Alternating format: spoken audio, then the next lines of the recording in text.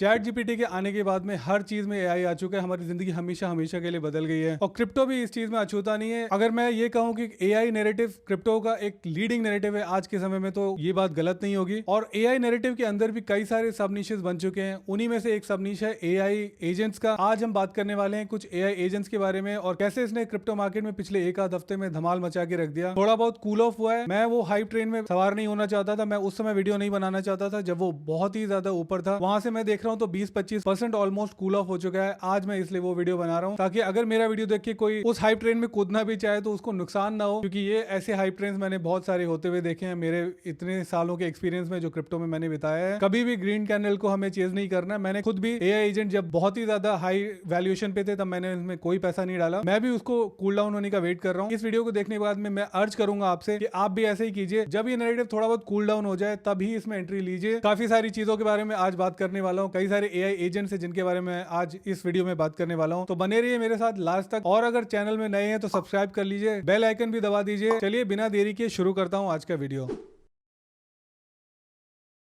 तो हमेशा की तरह एक बार नजर मार लेते हैं और देखते हैं हमारा क्रिप्टो मार्केट कैसा कर रहा है, आज के ऑल्ट कॉइन्स कैसे हैं। ये देखिए मैंने बैंटर बबल की वेबसाइट खोल ली है और मेरे को पिछले एक दिन में काफी सारी हरियाली नजर आ रही है। Specially iota, H bar, algo, Ondo. Look at Ondo.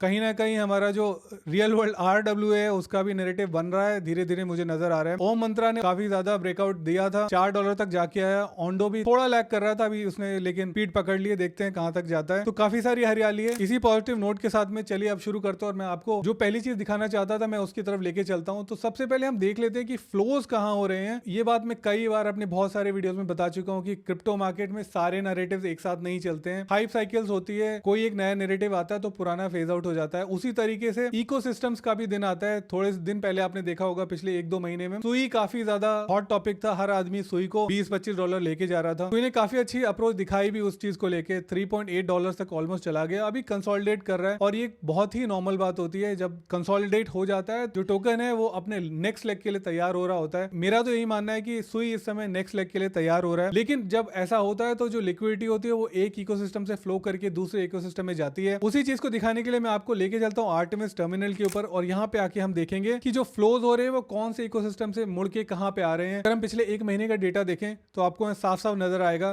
कि जो बेस चेन है या जो बेस का इकोसिस्टम है वो सारी की सारी लिक्विडिटी को ऑब्जॉर्ब कर रहा है। सोलाना बहुत ही लंबे डिस्टेंस के साथ दूसरे नंबर पे आता है, सुई तीसरे नंबर पे आता है। और जैसे जैसे हम नीचे बढ़ते जाते हैं आप देखेंगे रेड है, यानी कि वहां से लिक्विडिटी निकल रही है और ग्रीन की तरफ बढ़ रही है। ये एक महीने का चार्ट हो गया। मैं यही सेम चीज आपको 3 महीने के लिए भी दिखा देता हूँ। तो यहाँ पे आप देखेंगे सोलाना और बेस अभी भी सोलाना के थोड़ा बहुत ऊपर ही है। बेसिकली हमें क्या पता चलता है कि जो बेस इकोसिस्टम है उसकी तरफ सब खींचे चले आ रहे हैं। कारण कई सारे हो सकते हैं। कुछ कारण मैंने अपने एक पिछले वीडियो में भी बताए थे, उस पर ज्यादा कोई व्यूज नहीं आए, बट अगर आप इंटरेस्टेड है तो डेफिनेटली चेकआउट कीजिए। मैंने वहां पे पूरा आपको नैरेटिव बताया है कि क्यों बेस एक अगला इकोसिस्टम हो सकता है जहां से लोग मिलियनेयर बन के निकल सकते हैं। एक कारण तो है सीधा सीधा कि ट्रंप और जो ब्रायन आर्मस्ट्रांग, उन दोनों की कमराडरी काफी अच्छी नजर आ रही है। और अगर ब्रायन आर्मस्ट्रांग और कॉइनबेस बढ़ने वाला है तो बेस इकोसिस्टम उसका रेसिपेंट होगा ही होगा। उसके एडवांटेजेस जो है बेस इकोसिस्टम के ऊपर आएंगे ही आएंगे। तो वो एक कारण हो सकता है कि बेस के ऊपर काफी ज्यादा लोग ग्रेविटेट कर रहे हैं। चलिए वो तो रही पहली बात, लेकिन जो मैं आपको एक्चुअल में पीछे चल रहा है वो मैं बताता हूँ। तो यहाँ पे हो क्या रहा है कि बहुत सारे वर्चुअल एजेंट्स या फिर एआई एजेंट्स हैं, वो प्रोटोकॉल्स डिप्लॉय किए जा रहे हैं बेस चेन के ऊपर और उसकी वजह से बहुत ही हजारों लाखों ट्रांजैक्शंस जो हैं वो बेस चेन के ऊपर आ रहे हैं। और जैसे ही ऐसा होता है तो जो बाकी लोग होते हैं वो जंप ऑन करना चाहते हैं उस बैंड वैगन के ऊपर। बहुत सारा पैसा जो है आ जाता है एक इकोसिस्टम में। यही कारण है कि बेस इकोसिस्टम इतना ज्यादा तगड़ा बढ़ता जा रहा है। इस चीज को दर्शाने के लिए मैं आपको लेके चलता हूं। ये ट्वीट आप देख सकते हैं, काइटो एआई का ट्वीट है। यहाँ पे आप देखेंगे आपको पता चलेगा कि किस तरीके का माइंड शेयर इस समय एआई XBT जो है वो एक वर्चुअल एजेंट है या एआई एजेंट है और उसका माइंड शेयर आप देखेंगे तो 2.22% चल रहा है इस समय। एंसन 1.12% है और ये जितने भी आपको नजर आ रहे हैं ये सारे के सारे जो है वो एआई एजेंट्स हैं। तो काफी ज्यादा अच्छा माइंड शेयर ये लोग लेके आ रहे हैं। तो सबसे पहले मैं आपको बता तो दूं कि एआई एजेंट्स होते क्या हैं। अगर मुझे सरल भाषा में आपको बताना पड़े तो एआई एजेंट्स कुछ नहीं, वो सिंपल बॉट्स होते हैं, लेकिन ये बहुत कुछ चीजें कर सकते हैं ऑन योर बिहाफ। इनके पास वॉलेट एड्रेसेस भी होते हैं, वॉलेट के फंड्स भी होते हैं। ये आपके बिहाफ में चीजें खरीद भी सकते हैं, बेच भी सकते हैं, अपना खुद का ही दिमाग लगा सकते हैं। इस टाइप के जो वर्चुअल एजेंट्स होते हैं या एआई एजेंट्स होते हैं, इनको अगर आप अपने ट्विटर का परमिशन दे देंगे तो वो आपके बिहाफ में जाके कंटेंट कंटेंट लिखना शुरू कर देंगे, ट्वीट्स करेंगे, आपके लिए रिस्पॉन्ड करेंगे, रिप्लाईज देंगे, बहुत कुछ कर सकते हैं। साथ ही के साथ कुछ ऐसे भी एआई एजेंट्स हैं जो अपने खुद के ही मीम टोकन बना रहे हैं। वो अपने ही दिमाग से जाके कुछ चीजें डोमेन खरीद लेते हैं। अगर उन्हें मीम टोकन बनाना है तो उसकी एक वेबसाइट भी बनानी होगी, तो वो जो फंड उनके पास पड़ा हुआ उसको खर्च करके डोमेन भी खरीद लेंगे, वेबसाइट भी बना देंगे और एक ट्विटर अकाउंट भी बना देंगे। ट्विटर अकाउंट पे वो ट्वीट करने लग जाएंगे, कंटेंट क्रिएशन शुरू कर देंगे और ये सब कुछ हो रहा होगा एआई एजेंट के द्वारा। आपको कुछ भी नहीं करना, बस जब आप एआई एजेंट बना रहे होते हो वो कॉन्फ़िगरेशन आपको शुरू में करनी होगी ताकि आप बता सको कि इस एआई एजेंट को क्या क्या करना है, और उसके बाद में उसको छोड़ दीजिए। वो एआई एजेंट आपके लिए सब कुछ करता रहेगा। मतलब नेक्स्ट बिग थिंग है, मैं बोलूंगा ये हम फ्यूचर में ऑलरेडी आ गए, लेकिन ऐसा चल रहा है और कहीं आगे जाके आर्मागेडन आएगा तो शायद ये एआई एजेंट्स ही होंगे जो क्या नहीं क्या कर देंगे मुझे नहीं पता, क्योंकि ऑन योर बिहाफ अगर इनके पास फंड भी है, ये अपने ही दिमाग से चीजें कर रहे हैं तो कुछ भी हो सकता है। अगर आप इसको पॉजिटिवली ले रहे हैं तो पॉजिटिवली लीजिए, अगर आप इसमें नेगेटिविटी देखते हैं तो आप इसे नेगेटिवली भी देख सकते हैं। मेरा मकसद सिर्फ यहाँ पे है पैसा बनाना अपने लिए और आप सभी लोगों के लिए, तो मैं आप लोगों के सामने ये अपॉर्चुनिटी है वो प्रेजेंट कर रहा हूँ। इस एआई एजेंट थीम या निश के बारे में अगर मैं आपको बताऊं तो इसका जो लीडिंग टोकन है उसका नाम है वर्चुअल प्रोटोकॉल। ये वर्चुअल प्रोटोकॉल है, यहाँ पे आके आप अपने अलग अलग एआई एजेंट बना सकते हैं। यहाँ पे मैं ये शेयर कर रहा हूँ स्क्रीन, आप देख पाएंगे Luna game, AI, XBT, weather, ये जितने भी आपको सतोशी एआई एजेंट, बाक, ये जितने भी दिख रहे हैं ये सारे एआई एजेंट्स हैं जो लोगों ने बनाए हैं वर्चुअल प्रोटोकॉल को यूज करके, यानी इस प्रोटोकॉल को यूज करके एजेंट्स बनाए जा रहे हैं। जैसे जैसे ये एआई एजेंट्स इसके ऊपर डिप्लॉय होते रहेंगे उतना ही ज्यादा वैल्यूएशन जो है वो वर्चुअल प्रोटोकॉल टोकन की बढ़ती जाएगी, क्योंकि ये एक यूटिलिटी टोकन है। ये इस प्लेटफॉर्म के ऊपर आपको कुछ भी करने के लिए वर्चुअल प्रोटोकॉल का जो टोकन है उसको यूज करना पड़ेगा। उसके बाद में अगर आपको सिंपली बताऊं तो ये जितने भी एआई एजेंट्स बनाए हैं these are kind of meme coins, तो आप बोल सकते हैं नए टाइप के मीम कॉइंस है जो थोड़ा बहुत काम भी कर रहे हैं, क्योंकि ये यूटिलिटी भी लेके आ रहे हैं, ये आपके लिए कुछ कुछ चीजें भी करके दे रहे हैं। तो मैं आपको ये ट्वीट दिखाना चाह रहा था, जेफ का ट्वीट है, how to position yourself in this agentic blockchain cycle. तो यहाँ पे जो आपको टोकन है उसका नाम है वर्चुअल टोकन, जो वर्चुअल प्रोटोकॉल का ऑब्वियसली टोकन है, और ये बोलता है if virtual is heading to 10 billion, spoiler alert, it definitely is. Again, this guy is saying कि ये 10 बिलियन तक जाएगा। अभी इसकी करंट मार्केट वैल्यू देख लेते हैं कितनी है। फिलहाल ये करीब करीब 1.4 बिलियन डॉलर का है। 10 बिलियन का मतलब हो गया यहाँ से करीब करीब 6 या 7 गुना। अगर ये जाएगा तो क्यों जाएगा? Accumulate virtual, obviously क्यों? Virtual isn't just the main token, it's the backbone of the ecosystem.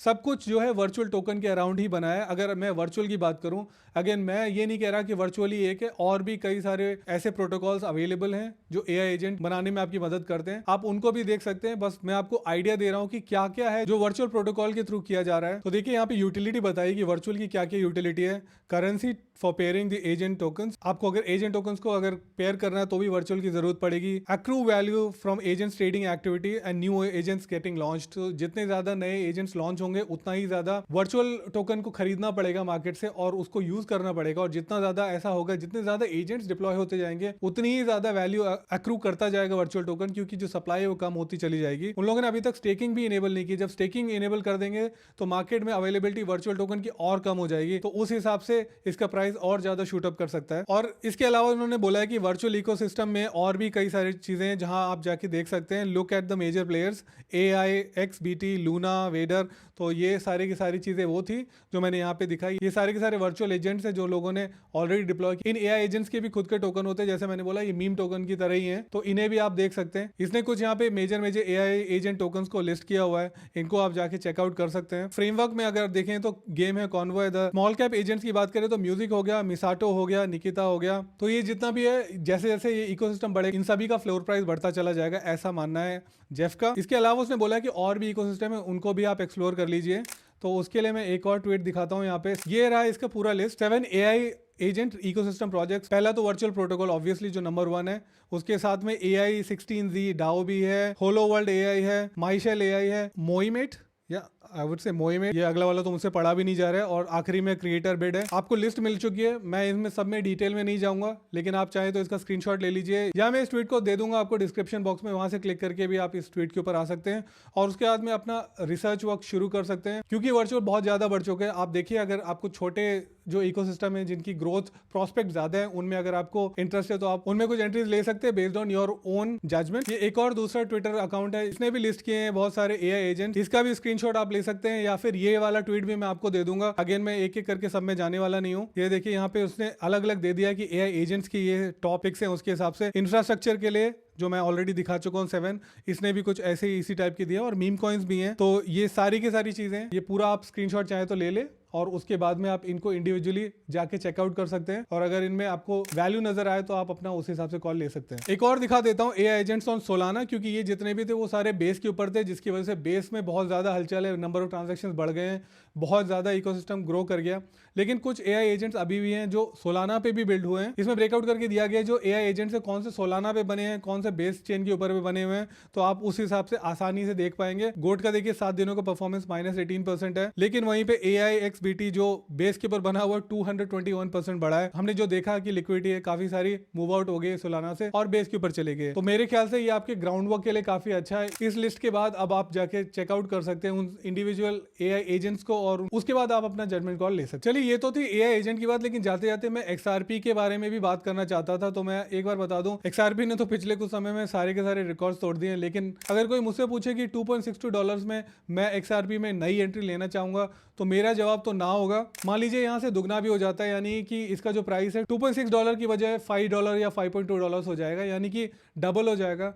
यानी अगर मैं यहाँ पे $1,000 डालता हूँ तो मेरा जो प्रॉफिट है वो $1,000 होगा, और इन टोटल $2,000 हो जाएंगे, 1,000 का प्रॉफिट हो जाएगा। लेकिन उसका रिस्क टू रिवॉर्ड रेशो अगर देखा जाए तो बहुत ज्यादा कम है, वहां पर इसके नीचे गिरने के चांसेस ज्यादा है रादर देन ऊपर जाने की। ऑलरेडी इसका मार्केट कैप आप देखेंगे तो फुली डायल्यूटेड मार्केट कैप इसका $263 बिलियन का हो चुका है। मार्केट कैप अगर टोटल देखा जाए तो $150 बिलियन का है, और हर महीने 1 बिलियन नए टोकन ये लोग सर्कुलेटिंग सप्लाई में ऐड करते रहते हैं। इसका मतलब है कि डायल्यूशन भी होता जाएगा, सेल प्रेशर भी आएगा। ऑलरेडी मार्केट कैप बहुत ज्यादा है। मैं ये बिल्कुल नहीं बोल रहा कि यहाँ से बढ़ेगा नहीं, बढ़ सकता है, लेकिन जो रिस्क टू रिवॉर्ड है वो मेरे को लगता है कि इतना फेवरेबल नहीं है। उसके बजाय मैं कहीं और चले जाऊंगा जहां पे मुझे नजर आता है कि ग्रोथ प्रोस्पेक्ट ज्यादा है। मैं आपको एक चार्ट भी दिखा देना चाहता था जो मैं ट्रैक कर रहा हूं। फिब रिट्रेसमेंट मैंने यहाँ पे लगाया है, यहाँ पे आप देखें मंथली चार्ट है, ऑलरेडी ये यहाँ पे आ चुका है। इसका जो अगला टारगेट होगा वो शायद $3.3 हो सकता है, और उसके बाद जो अगला होगा वो 4.5 होगा, लेकिन रिस्क बहुत ज्यादा यहाँ पे मेरे को नजर आ रहा है। इस वजह से मैं यहाँ कोई नई एंट्री नहीं लेने वाला हूँ। तो ये तो थी मेरी बात, मुझे नहीं पता आपका क्या इसमें नैरेटिव होने वाला है। अगर कोई मुझसे अगर आज सजेशन बोलेगा, मार्केट में बहुत सारी अपॉर्चुनिटी है पैसे को डबल करने की कम रिस्क के साथ, XRP में मुझे वो उतनी अपॉर्चुनिटी नजर नहीं आ रही, इसलिए मैं तो बिल्कुल यहाँ पे ट्रेड नहीं लेने वाला हूँ। अगर आप यहाँ तक बने हुए तो ये वाला वीडियो डेफिनेटली चेकआउट कीजिए। जैसा कि मैं पहले भी बता रहा था, इसमें मैंने बताया है कि बेस चेन, बेस इकोसिस्टम क्यों एक्सप्लोर कर सकता है, why is it the next big thing. तो मिलता हूँ इस वीडियो में, तब तक के लिए नमस्कार, जय हिंद, वंदे मातरम।